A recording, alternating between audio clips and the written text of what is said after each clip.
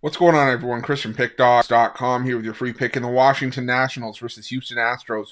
Major League Baseball matchup going down Sunday, April 21st, 2024. Just a reminder, if you haven't already, make sure you're subscribed to our channel and smash that thumbs up. And if you're looking for my best bets, the games that I love, including my daily $19 best bet, make sure that you head on over to Pickdawgz.com and click the Premium Picks tab at the top of the page. Also, make sure you check out my 2024 Major League Baseball Grand Slam Season Pass.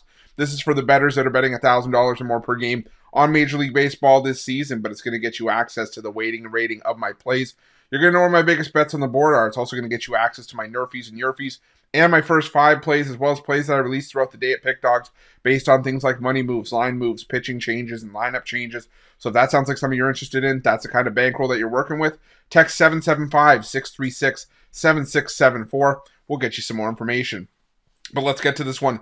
Between the Washington Nationals and the Houston Astros, the Washington Nationals sending out Mitchell Parker to the mound here, while the Houston Astros will counter with Christian Javier.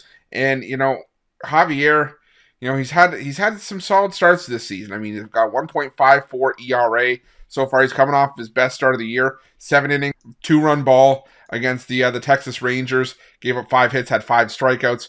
But the thing is that all of Javier's, starts that he's really succeeded in have come at home. The lone road start that he had, he gave up 3 runs, 2 earned on 5 hits, 4 strikeouts, 3 walks, over 5 1/3 innings against the Kansas City Royals in a game that the Houston Astros ended up losing 4-3. But again, it wasn't necessarily Javier's fault. Tried to pitch as well as he could. The Astros up 3-0. He left the game. It was tied 3-3, and then the bullpen just kind of let it get away in extra innings. But I think that Javier could have some success here. The Washington Nationals over the last week have actually been decent against right-handed pitching, hitting .252, top 10 in baseball and batting average against righties, and doing decent work in terms of team OPS and isolated power as well. But I also think that the Astros are going to have some success here against Mitchell Parker, who only has the 1 start under his belt so far. It was 5 innings, a 2-run ball against the Dodgers. So you got to give the dude credit for what it is.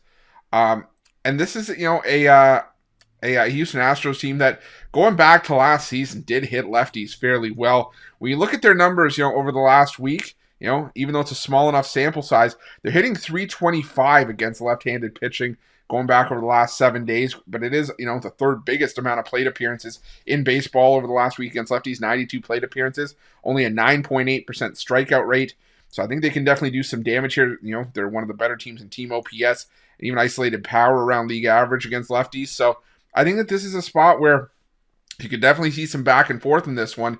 But I'm going to go with the Houston Astros in the first 5. I just trust the Astros to be able to jump out to a lead here, just given how they've been hitting lefties as of late. I think they can do some damage against Parker, even though Parker, like I said, had a lot of success against a really, really potent Dodger lineup.